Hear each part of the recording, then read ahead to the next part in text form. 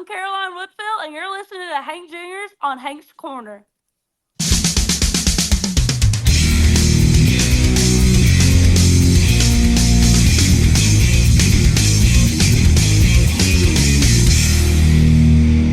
Hello, everybody, and welcome to another episode of Hank's Corner. You know who I am. I'm Hank Jr. I am part of Hank Jr. Productions, where I'm documenting life's moments through photography, videography, and of course, podcasting. And we are coming to the end of 2024, but we still got quite a bit left here on Hank's Corner, including my special Christmas edition episode with Brooke Moribor. But in the meantime, I am very excited to talk about my latest guest here, because she not only I'm enjoying her music, but once again, she comes from my home state of Texas. Please welcome to the show, Caroline Woodfill. Caroline, how Hey, are you? good. How are you?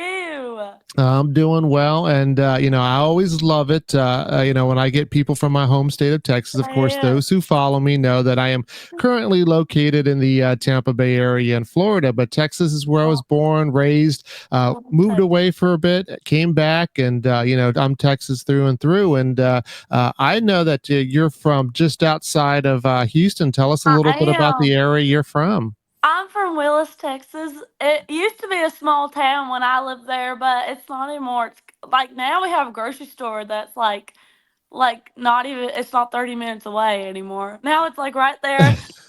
It's like grown up a lot. I actually went back in town last Christmas and I was like, "Oh my gosh, it's like blown up." Uh but I grew up in Willis, Texas. My daddy's a pastor. So we had a church. We still have a church in near Woodlands, but we lived in Willis because that was just home for us. But we would drive to the Woodlands for church and everything. So yeah. Yeah, well, that's awesome. And Nice. just for those who may not know, which I don't know why nobody knows I shouldn't say nobody. I don't know why everybody doesn't know the geography in Texas. I just kind of assume that, everybody should. But Everyone should. It's such a great that's right. state. That's right. So, Willis is just going up 45 north, away from Houston, just a little bit I know. on the way going to the Dallas Fort Worth area. Yeah. And I bring that up as well because another one of my guest that I had on the show was Payton Riley, and Yes. she recently posted. She was out there traveling up 45, and there's like this Yeah. huge statue of Sam Houston out there. I'm sure Yeah. you're familiar with it, Yeah. right? Yeah, there's this huge statue. Like when I was in school, our that was our field trip was to go to see him Houston and take pictures with him. It was really fun. But yeah, it's big. Like every time, so when I go home for Christmas or Thanksgiving, I drive through it and I'm like, holy guacamole, that thing's huge. You don't realize it until you're next to it. Exactly. I don't remember, and I should have done my research on that as well. I do pretty good at research, but I forgot to do that on how big the statue actually is. But I believe the base, if I remember correctly, alone, just the square base was over 10 feet or 10 feet high. And so the statue itself, for some reason, I'm thinking 93 feet. I don't know if that's Yeah. exact. I'm going to put it underneath here, what the actual the height is, but it is definitely huge. And I remember doing my first trip, from Houston towards the Dallas area and seeing this thing over the trees in the distance, and I'm like, what is this? And It's big. it's definitely a cool sight. And Yeah. like I said, good for Peyton to get out there. And I always love talking about other people that I've had on the podcast as well, just so that everybody gets Yeah. familiar. Yeah. Somebody I think that maybe you should hook up with too, Caroline, being so Yeah. close together, being in that Houston area. But you're not Yes. in Houston right now, I take it. Where are you at? So I moved to Nashville coming up on a year. I Ah, graduated high school and I was like, screw it. I'm just going to do the whole thing. So my dad drove me up here. I packed my Bronco, packed it up, had my dad sign on my apartment lease, and then he went back home to preach because he had to be home for Sunday service. And I just been doing it ever since then. I love it. It's like a second home to me now. Everyone here's so friendly. It's so much fun. Yeah, that's awesome. And Yeah. so you've been there about a year, and Yeah. you're saying that it's kind of like a family, and that's Uh-huh. about what I always hear about Nashville, and Yes. all the times that I've been there too. Yeah. All the music industry, although there's always that little bit of competition because everybody's Right. vying for a spot, Oh but it's yeah. so different from the world of photography and videography because the competition I face, nobody's really kind of helping each other out and supporting each other. It's very Really? rare in this. Oh wow. But when I see it in the Nashville music area, it's just such an awesome thing that I love Yeah. seeing. I've made so many good friends that do the same thing as me, and we all support each other. Like, I'm going to support one of my friends tomorrow night at one of her gigs. It's kind of like we all become sisters and brothers and sisters, and we just keep supporting each other. It's a very, like, it's very competitive, but everyone is behind your back and got you, and it's really nice and refreshing. Exactly, because that's Yeah. the difference kind of between photography and the music industry is because we're all competing for one particular job, Right. whereas in the music industry, that same person can listen to your song, the next song, and the next Yeah. song, and it's so much not the same thing. So you mentioned you're going out to see a friend of yours. Give her a plug. Who are you going to see tomorrow? Oh, I'm going to see a friend. Her name is Faith Grove. She's so great. Love her. She's playing the listening room, and she was when I went to the listening room. She came out and she heard me, so I'm going to support her as well. She's amazing. Yeah, that's awesome. And tell Uh, us about it because I was going to bring that up. You just recently debuted, had your debut there yes. at the listening room. How was it and what did you think about it? And then when it Oh, was all said and done, how did you yes. feel? Oh my goodness, it was so much fun. One of my good friends invited me out, and I got to play a few songs. And a lot of my songs say a lot of stuff that catches the ear and kind of stuns people. So that was fun to see people's reaction. Yeah, At I first, saw in your post that one of your songs you claim to fame that you're the only one that talked about an STD. What's what's that about? yes. So that's funny you saw that. I I wrote a song about a diner. Actually, it's a Whataburger, but I call it a diner because it's cuter. But me and my dad, we were out eating lunch at Whataburger, and we heard these two old ladies just talking crap about people in my hometown. And I was like, that would make a great song to write about. So I was like, okay, well, how could I just put this in here and there? Some of the stuff is true, some of it's not, but so it goes Max and Jesse, they got messy. She went off, had sex with his bestie. I heard she's got a STD. And I was like, oh shoot, that line always gets everybody's reaction, and I love it so much. And I'm actually about to start recording that song and put it out. So I'm really excited about that. It's one of my favorite songs to sing, just to see people's faces when I say it, because they don't think a Southern girl like me is gonna say that come out of my mouth. Especially a pastor's daughter, right? Exactly. That's And the best one of part.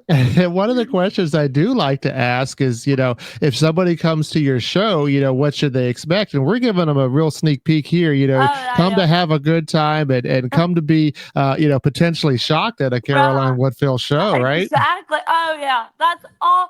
Say I love performing. It's like one of my favorite things to do, and I love just put a smile on people's face and just see how my lyrics affect them and seeing how they react to it. And that's one of my favorite things when it comes to performing. Yeah. So, what did you think of the listening room? Because to me, it was a very unique experience for me. Because for those who haven't been there, it's unlike other venues where you go and you have. I mean, you do have a good time. But don't get me wrong, I Oh almost yeah, said that. But you're yeah, you're not being loud. You're not being talking. It's very oh, quiet. Hence the name listening room. yeah, yeah, And you're there to hear the actual artists play right. their songs. And how was that for you? Oh, it was awesome. Well, a lot of the bars, because I play about a lot of writers rounds, and most of them here in Tennessee, they listen and they pay attention. So the listening room, it was kind of second nature because I've kind of been getting used to it being in Tennessee and Nashville. A lot of people just like to listen, uh, but it was really refreshing because not nobody talks. It's just everyone's full attention is on you, and it's a lot of pressure, but I love it. And I was like, bring it on because it was so much fun. And I got to tell my stories and a little bit about myself so people could really understand my background when it came to my songs. So they kind of could get a register where I'm coming from when I'm singing it instead of just playing a song out on a gig. Yeah, well, that's Uh, awesome, and congratulations for getting to Thank play you. on the Yeah, yeah. Listening Room. It's It, definitely a well-known venue, oh and a yeah. lot of great artists have stepped Uh, foot on that stage. And yeah. since you are living your dream now, let's go ahead Yeah. and play your song "Dream," and we'll come back. We're gonna do two truths and a lie. Awesome.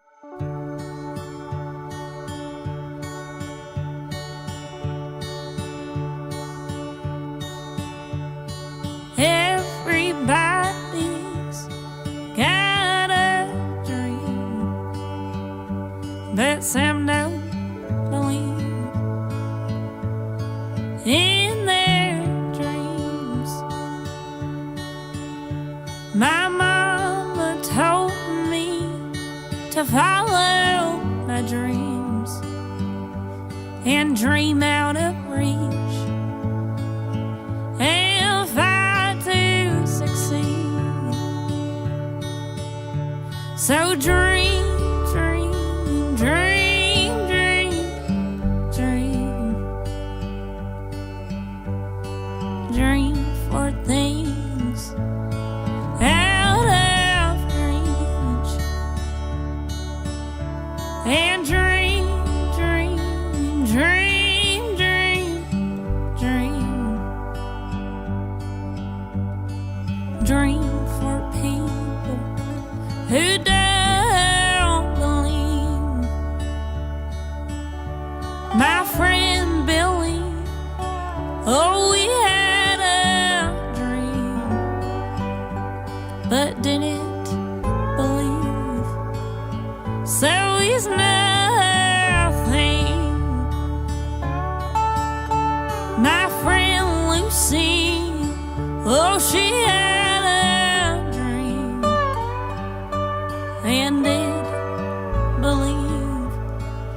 So she's on TV. So dream, dream, dream, dream, dream, dream for things out of reach, and dream, dream, dream, dream, dream, dream for people who don't believe. Dreams are special, but they're not easy. They can be exhausting, but keep pushing. So dream, dream, dream, dream, dream, dream for things out of reach, and dream, dream, dream, dream, dream, dream for people who don't believe. Dream for people who don't believe.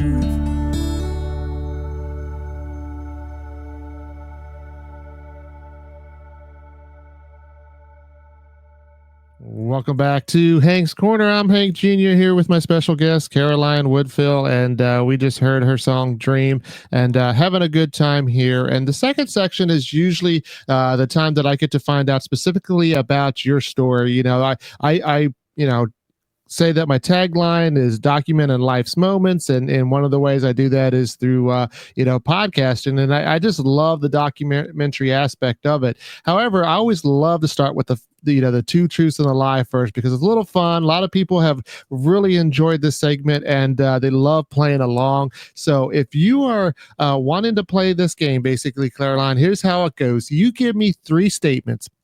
Two of them will be true. One of them's going to be a lie. You give them to me in any order, and then by the end of the show, I need to figure out which ones are true and which one's the lie. So if you want to play, give me three statements. All my hair is mine. I can yodel, and I have 100 pair of boots. Okay, so I need to figure out if all your hair is yours, Yes. you can yodel, Uh huh. and if you have 100 pair of boots. So we're going to try to figure that out by the end of the show without me trying to ask specific questions to give that away. But Right. so tell me a little bit about your story because fortunately in social media I was able to hunt down little Caroline there playing in church, really really young Uh, on YouTube there. Uh, oh no, you did not. I did Oh get to see no. that. And, so how did you get from, that little girl learning to play piano to where you are in Nashville today? Oh wow, holy guacamole. You went deep. Hey, that's my job. You went deep. No, I can't play piano anymore, so hey. Wow. I can play one song, but that's it. Well, actually, I had played volleyball for a very long time, and I played starting 5th grade. I got into it. Um, but my mama and daddy, they always wanted me to sing. And I was like, screw that. I ain't doing that because you're telling me what to do. I was like, I'm going to do what I want to do. In a loving and kinding way. But they say I was sassy, but that's their opinion. Anyways, Go figure. Go figure. so I started playing volleyball. I kept doing it. I played till my senior year of high school, but my sophomore year of high school, my dad, well, actually my freshman year of high school, my dad bribed me to be on the worship team with a pair of heels, pink heels, and Mm. yes, and he was like, if you sing on the worship team, I'll buy you these pink heels.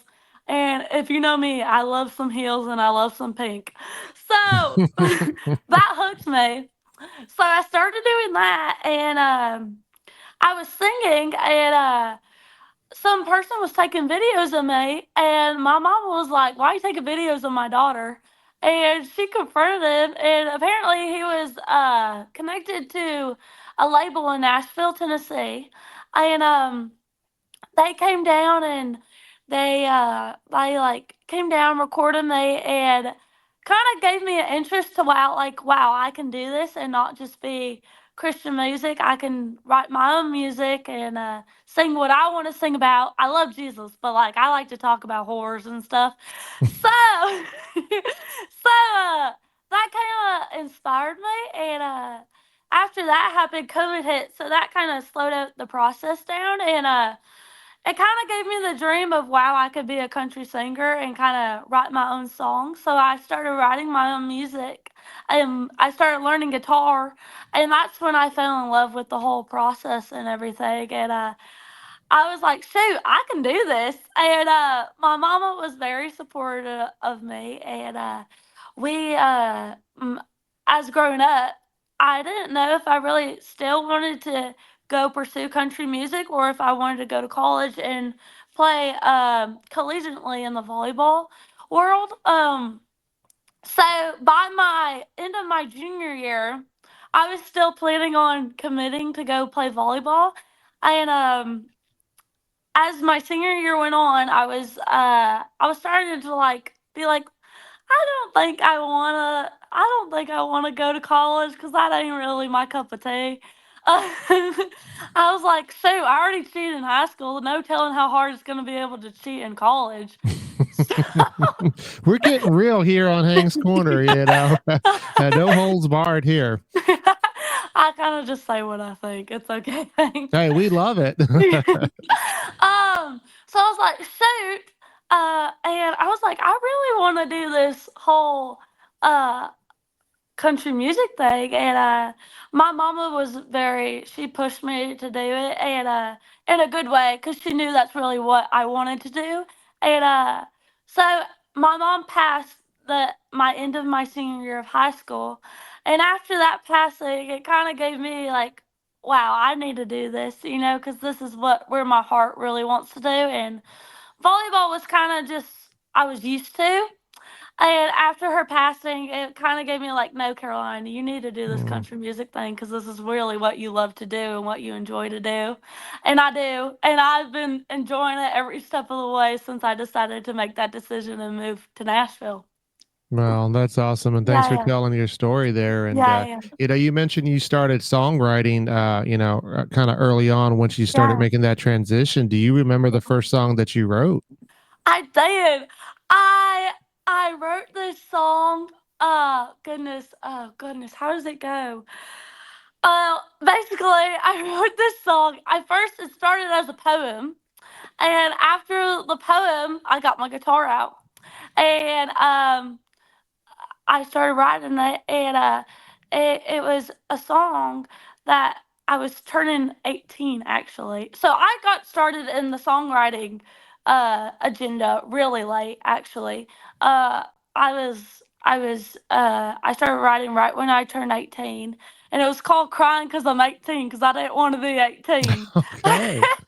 Yeah, and I was like, shoot, I don't want to be 18. I feel old as heck. And it was really cute. I would never sing it now because I've progressed a long way. It was like two chords.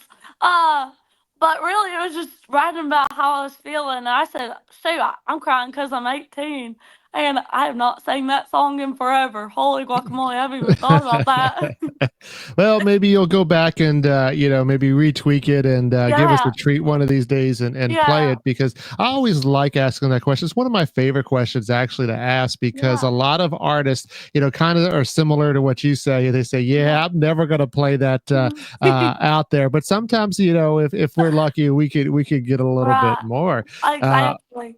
yeah, but do you find that songwriting is coming easier and easier to you, or is it one of those things that you kind of hope for, co-writes, or how Oh, does that yeah. for you? Oh, I think songwriting, I think as time goes on, because I challenge myself when it comes to songwriting. I'm very like, how can I say this many words in this short of a sentence and set like each word meaning something bigger than actually having to explain myself. Um, so I think as time's gone on, I think it's gotten harder, but I think because it's gotten harder, it's because I've gotten better in a way. Mm. And I think kind of that's my process of thinking when it comes to songwriting. And I kind of put all my emotions, I'm not afraid to share my emotions because I want it to, I know if it resonates with me, it's going to resonate with someone else. And that's kind of why my personality and who I am is just an open book. I kind of just don't give a hoot saying what people think about me. And I'm like, because I know that's what people love and it's a genuine. And I think being genuine and songwriting is really what's going to get you somewhere.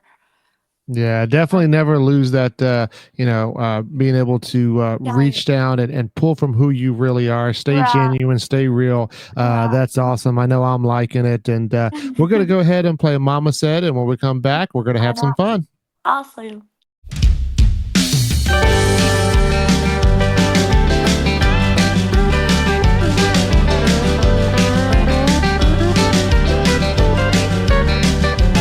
Oh, mama always said never let a man tell you twice. He don't want you, move on to the next guy. You'll get over him, he'll get over you, but sooner or later he'll be back for you.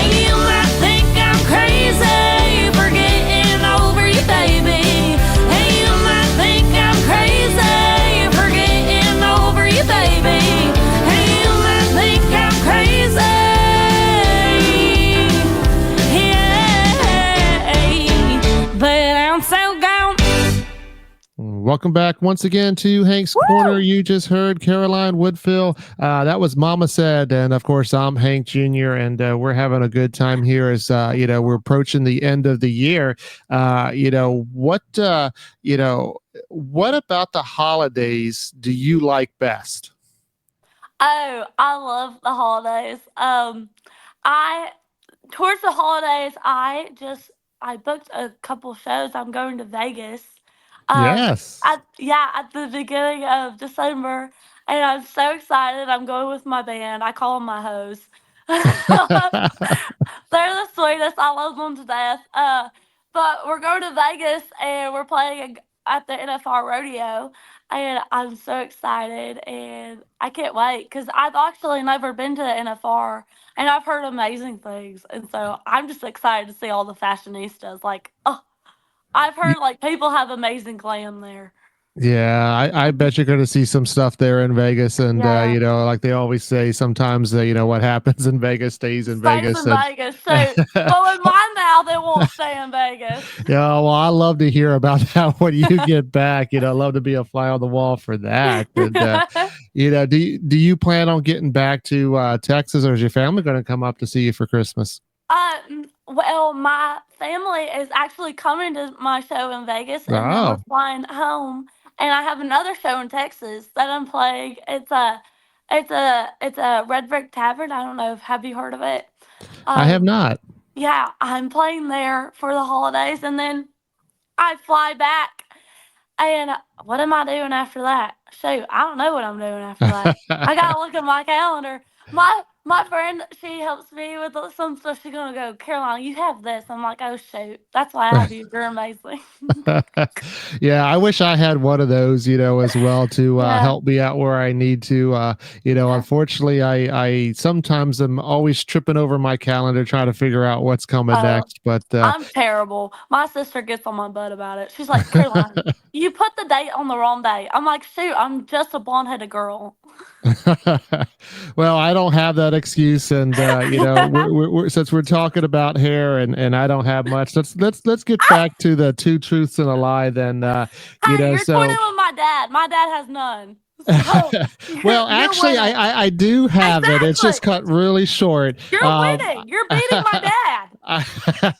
I won't say I'm balding yet, and I have to make sure I say that because Hey, my brother says that I'm starting to get a receding hairline, no, but it's I just don't the see way it. I cut it. That's my No, that I excuse. agree with you. I agree. I'm on your side. All right, I appreciate that. So we need to figure out, if all your hair is yours, as one of the truths or the lie, that you Uh, can yodel and that you have 100 pair of boots. yeah. And so that could be tricky because I know you've already started talking about shoes and how much you like them. I don't Oh know. I shit. don't know if we're going to get very specific into the boots. Yeah. Um, I don't know. So here's what I'm going to say. I'm going to say then that and don't hate me if I'm wrong. That you do have 100 pair of boots that you can yodel, but that's not all your hair. Yep, you're right. Oh, okay. Hey, but I didn't say I was good at yodeling. Okay, that you can yodel. That's right. I Hey, guess. but one of my friends said, Caroline, you can yodel. I go, honey, do you have earplugs in or something? And then I have a lot of boots. And Ah. it's one of my favorite things. I was talking to my sister the other day. I was like, you know what gives me joy? And she's like, what? And I said, going in my closet and seeing all my boots. Well, that's awesome. Yeah. Maybe it's just because I'm a guy too, but I only have 3 pairs of boots. I got, my brown ones, my black ones, and then I got snakeskin ones. And I think that Ah! can, encompass every event that I need to go to. So, Yeah. but Well, hey, none of my hair, all of my hair's fake. So, okay. hey, you got more real Being hair. real. You got more real hair than I do. Well, like I said, enjoy being real here on Hank's Corner, and this is towards the end of the year, and what are your goals and your plans for 2025? I know that you got some songs coming out potentially. Yes. I saw social media late for church, which we'll play here at the Yes. very end when we sign off, Yes. and then you told me about the Southern accent. So tell me a little bit about what's coming up in Yeah. 2025. So I'm going in the studio recording a few songs to put out, and I'm so excited. I haven't released stuff in a while, and I've kind of been holding off because I kind of been working on my craft, and like I wanted to be proud of what I put out. And since moving to Nashville, I've learned so much, and co-writing is amazing. Oh my gosh, it's a blessing in disguise. I love co-writing, and I love the people that co-write with me because they're a blessing. But I've been working on a few songs. The Late for Church song I am about to record, and I am so excited. And it's basically about being late for church because I was always late for church when I was, and I'm a PK, a pastor's kid. And I was like, shoot, that would make a good song. So I wrote that. And since moving to Nashville, I'm always late for church from the night before. And I'm like, shoot, but I'm still there. So I ain't sinning because I'm still there. I'm just late. Uh, and then my Southern accent song is about you guys that I've dated in the past at different colleges. And they're great and all, but I have my daddy and my brother my dad went to University of Texas and my brother went to Texas Tech. So I've always had a heart for those schools, and so I kind of just wrote about it and how I put some of the guys that I've had a pass with in those songs. They're great and all, but worst worst comes to shove that you got to make a song. So I made a song about them in a song, and then I put my dad in their school and how they're great, but they're all great. Yeah, well, that's awesome, and we definitely look Uh, forward to you putting them out in the new year. And of course, yeah. be sure to send over the cover art when the time comes, because Yes. everybody knows that on Fridays I have my new Music Friday post there on Facebook, and you Yes. send that over, we'll make sure we get that right to top. And Awesome. for all those that are watching, be sure to follow Caroline on social media. Her website is down here below, Yes. carolinewoodfill.com. Be sure to check her out. Say hi. Tell her Hank Jr. sent you. And of course, Caroline, if you ever want to be a guest on Hank's Corner, you're more than welcome to. Of course. So if you're late to church, this song you'll relate to. Here we go. I rolled up to church, head in a different space. Greater telling me that I'm glad you came, though I'm 30 minutes late every Sunday. You know where to find me. 2-7 and some Wrangler jeans. Cause I'm Hank and Willie, something a little hillbilly. Lord have mercy. Well, I was raised up right, but I'm a little on the crazy side.